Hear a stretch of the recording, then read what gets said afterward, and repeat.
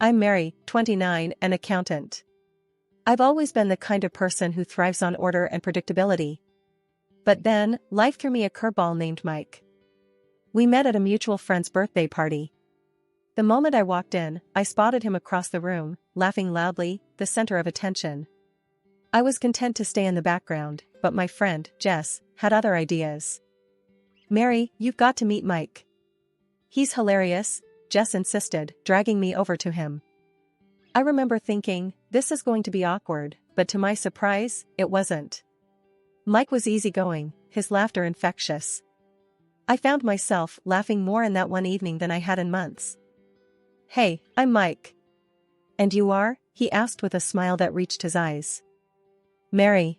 Nice to meet you," I replied, a bit more enthusiastically than I intended. He cracked a joke about accountants being party animals in disguise, and I couldn't help but laugh. We spent the rest of the evening chatting. He was into graphic design, loved indie music, and had a passion for cooking. I remember leaving the party feeling lighter, happier. Mike had this way of making everything seem fun and exciting.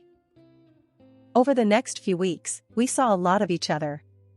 He'd show up at my apartment with takeout from the newest restaurant in town or tickets to a concert. "Life's too short for routines, Mary. Gotta mix it up," he'd say. I was drawn to his spontaneity, a stark contrast to my structured life.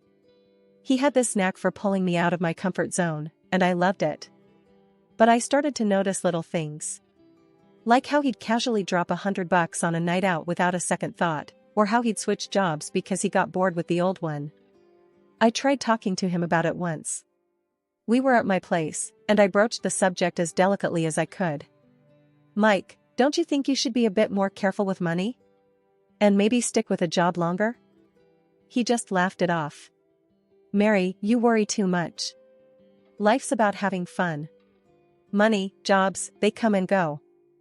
I wanted to argue, to explain that that's not how the world works, but I didn't. I let it slide, telling myself that it was just Mike being Mike. When he proposed, it was out of the blue. We were walking in the park, and he just blurted it out.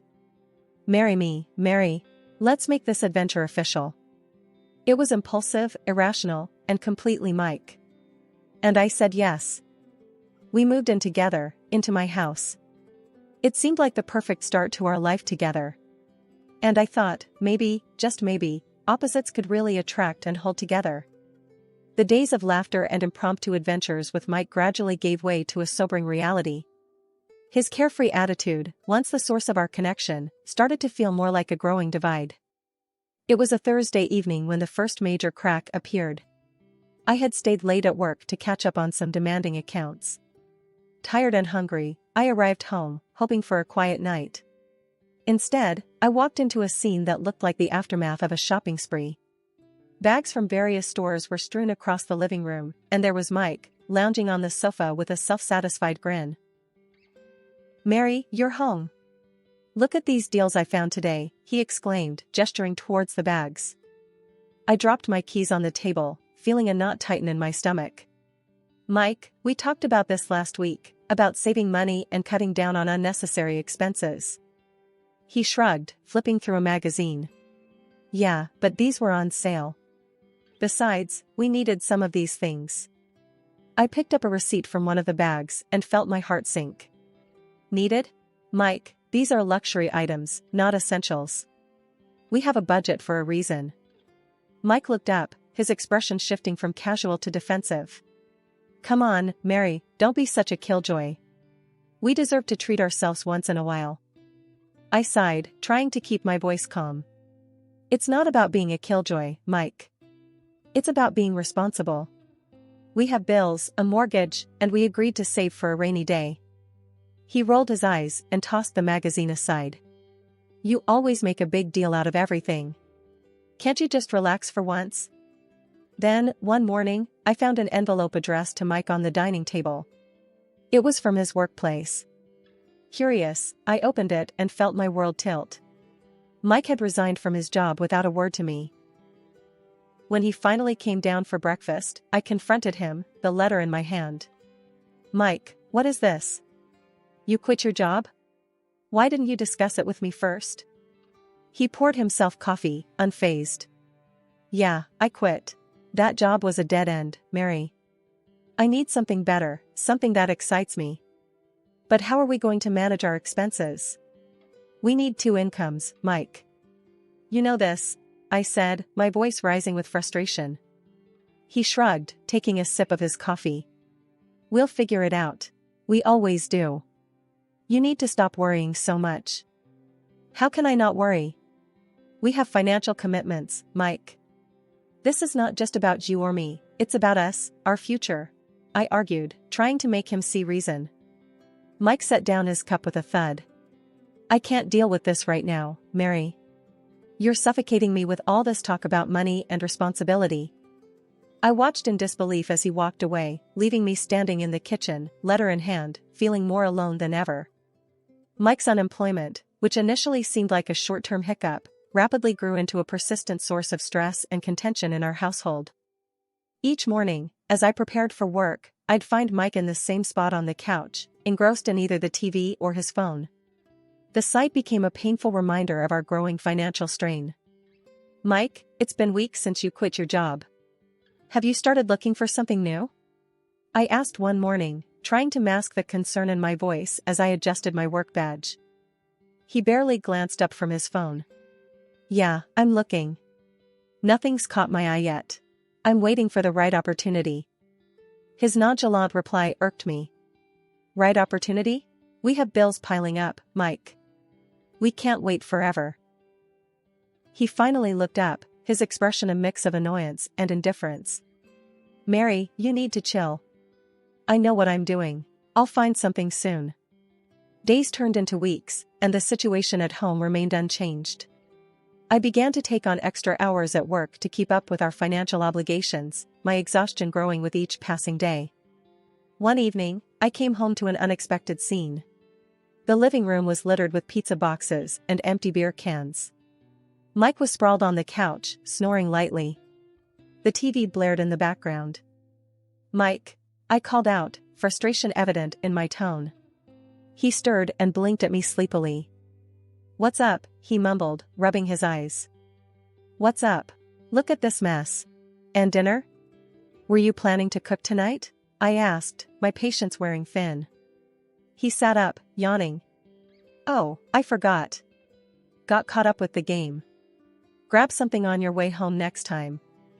I felt a surge of anger. I'm working extra hours to make ends meet, Mike. The least you could do is help around the house. He stood up, stretching lazily. I didn't ask you to work extra. You're choosing to stress yourself out. The conversation escalated quickly. Choosing to stress out? Mike, if I don't, how are we going to survive? You're sitting here doing nothing while I'm out there trying to keep us afloat. Mike's expression hardened. I'm not doing nothing. I'm trying to find a job. You think I like being stuck at home? Trying? By sitting on the couch all day? You're not even trying, Mike. This isn't what I signed up for when we got married. I shot back, my voice tinged with both anger and sadness. Mike scoffed. Well, sorry for not living up to your perfect standards, Mary. I didn't realize I married a nag. I was taken aback by his harsh words. A nag? Is it too much to ask for a partner who contributes? I don't understand how you can be so relaxed about our situation. He grabbed his jacket, heading towards the door. I need some air. I can't deal with this right now. The tension in our home had reached a boiling point. Every conversation with Mike about responsibility and our future ended in a heated argument, leaving a cold silence in its wake. I was tired, both physically from the extra hours at work and emotionally from the constant strain at home. One evening, as I sat at the kitchen table, sorting through bills and trying to make the numbers work, I realized something had to give. Mike, I began, my voice steady but firm, we need to talk. This can't go on any longer. He glanced up from his phone, his expression indifferent. What now, Mary? It's about your job situation. Or rather, the lack of one. It's been months, Mike. We're sinking here, and you don't seem to care, I said, the frustration evident in my tone. Mike let out a heavy sigh. Here we go again. Look, I'm trying, okay? You think I enjoy this? You think I like seeing you stressed all the time? Then do something about it. Find a job, any job. We need 2 incomes, Mike. We agreed on this when we got married. I shot back, my patience wearing thin. He stood up abruptly, his chair scraping loudly against the floor. You think it's so easy, huh? Just snap my fingers and a job appears? You don't get it, Mary. The market's tough. I need something that suits me. Something that suits you? I repeated, incredulous. We don't have the luxury of waiting for the perfect job, Mike. We have bills, a mortgage, responsibilities. Mike paced the room, running his hands through his hair. I can't deal with this pressure, Mary. It's constant with you. Nag, nag, nag. I stood up, facing him. This is not about nagging, Mike. This is about our life, our future. If you can't understand that, then maybe this isn't going to work. Mike stopped pacing, his eyes meeting mine. What are you saying? I took a deep breath. I'm saying that if you don't find a job, if you don't start taking our situation seriously, then maybe we need to rethink this marriage. The words hung heavy in the air between us. Mike's face hardened, and for a moment, he said nothing. Then, without a word, he grabbed his jacket and stormed out, slamming the door behind him. I sat back down, my hands trembling slightly. I hadn't meant for it to come to this, but the endless cycle of arguments and indifference had worn me down. Days passed with no word from Mike. The silence was both a relief and a worry. Then, late one evening, my phone rang, jolting me out of my thoughts. It was the hospital. Mrs. Smith? Your husband, Mike Smith, was brought in after an accident. He's stable, but he sustained some injuries. The news hit me like a punch to the stomach. I rushed to the hospital, my mind racing with worry and 1,000 unanswered questions. The sterile, impersonal atmosphere of the hospital was a sharp contrast to the emotional turmoil I was feeling. Sitting beside Mike's hospital bed, I watched him, his leg in a bulky cast, his face reflecting pain and vulnerability. It was a side of Mike I hadn't seen before, and it stirred a complex mix of emotions within me. As Mike's eyes fluttered open, he squinted at me, confusion giving way to realization. Mary? You're here, his voice was weak, laden with a mix of guilt and relief. I forced a smile, trying to keep the conversation light. Yeah, I'm here. How are you feeling? He winced as he tried to adjust his position. Like I'd been run over. Which, I guess, isn't far from the truth. What did the doctors say? They said you were lucky. The injury could have been worse. It's a severe fracture, and you'll need time to heal, I explained, watching his face for a reaction. Mike exhaled deeply, his eyes meeting mine. Mary, I'm sorry. I've been such a fool, and now this, his voice trailed off. I sighed, feeling a wave of conflicting feelings. Mike, we can sort through all that later. Right now, you need to focus on getting better. But he persisted, a hint of urgency in his tone. No, I need to say this.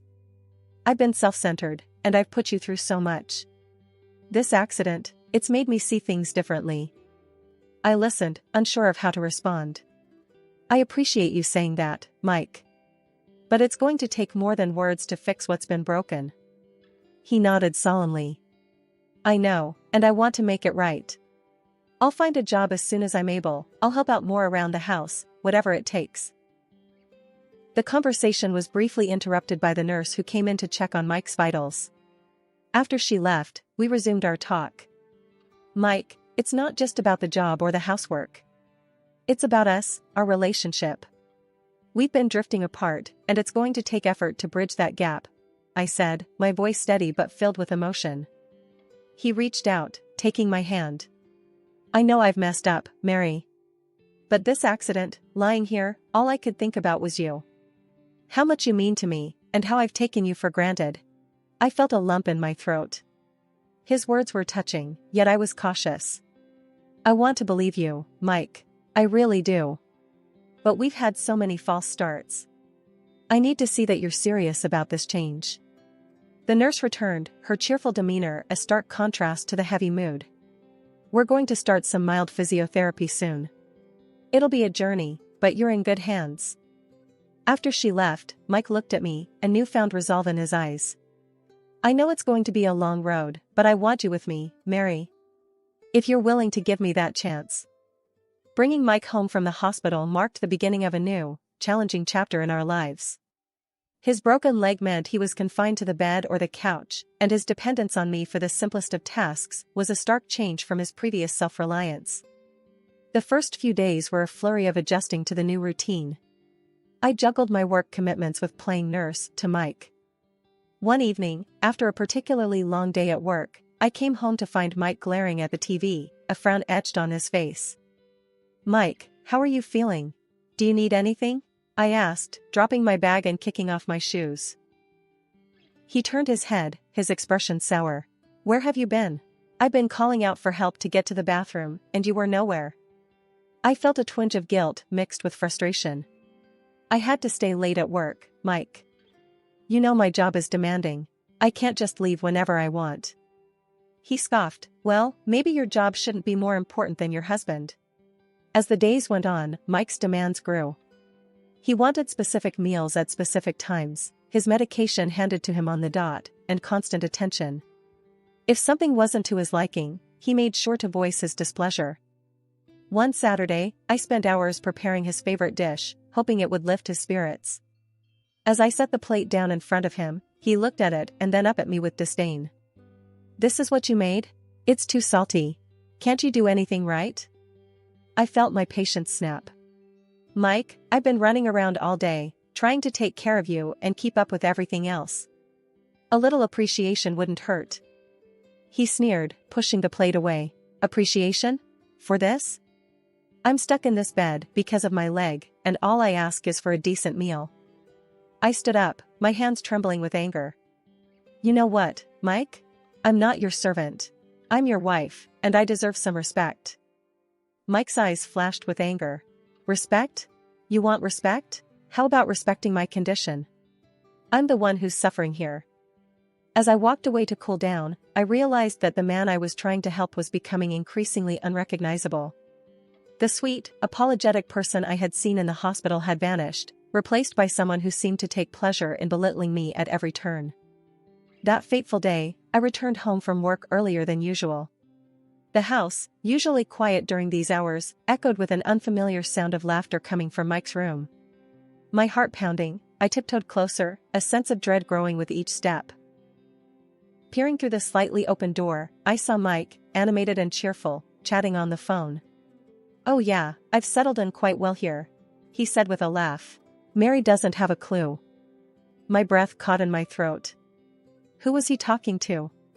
What was he talking about? A cold shiver ran down my spine as I processed his words. I backed away, my mind racing, then loudly re-entered the house, slamming the door to announce my presence. I composed myself and walked into his room.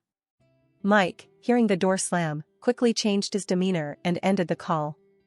Mary, you're back, he said, feigning weakness. Hey, how are you feeling? I asked, masking my turmoil with a concerned smile.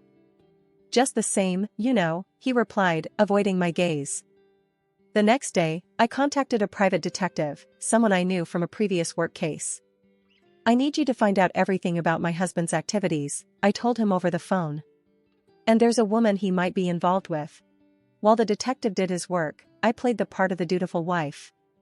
It was agonizing, acting as if everything was normal when every instinct screamed that my world was falling apart.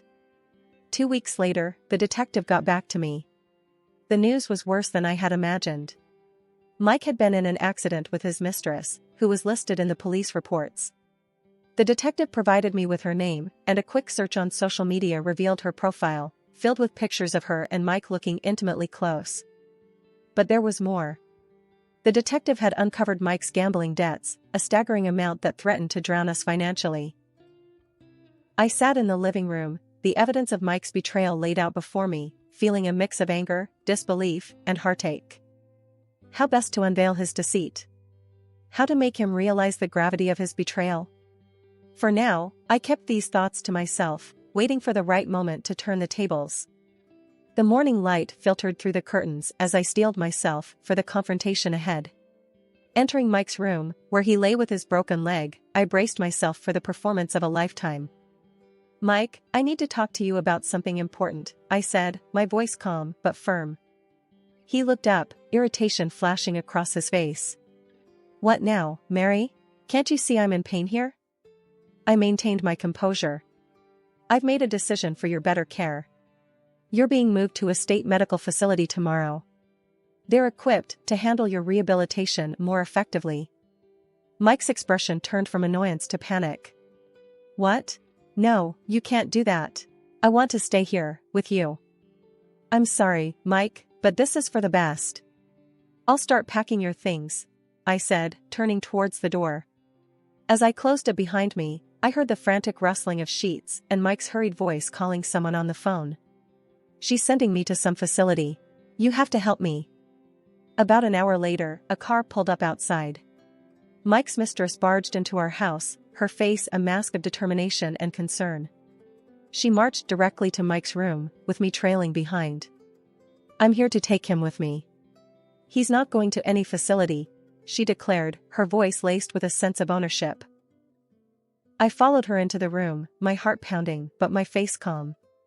"I'm glad you're here. This was all a setup to get you to show your hand." Mike and his mistress exchanged a look of confusion and fear. "What are you talking about, Mary?" Mike asked, his voice quivering. I held up the evidence collected by the detective, photos of them together. "This is the proof of your affair. I'll be seeking compensation for this betrayal." The mistress laughed, though her eyes betrayed her nervousness. "I can pay whatever you want. He's coming with me." My smile was thin, but confident. "You should know, he's neck-deep in gambling debts, and without a job, he can't afford his medical bills or insurance. Are you ready to handle all that?" Her face went pale, the implications of what I'd said slowly sinking in. Mike's eyes darted between us, a look of utter helplessness on his face. "But I can't deal with all that," she stammered, her confidence crumbling. "Seems like he's your problem now," I said with a cold finality, turning to leave the room. The following weeks were a whirlwind of legal proceedings. I filed for divorce, ensuring I received a fair settlement for Mike's betrayal and deceit. His mistress, now burdened with his financial and medical responsibilities, quickly found herself overwhelmed. Rumors reached me over time about their strained relationship, riddled with arguments and financial woes. Mike's downfall was a tale of his own making, and his mistress was now ensnared in the web of consequences. As for me, I found solace in my newfound freedom and independence.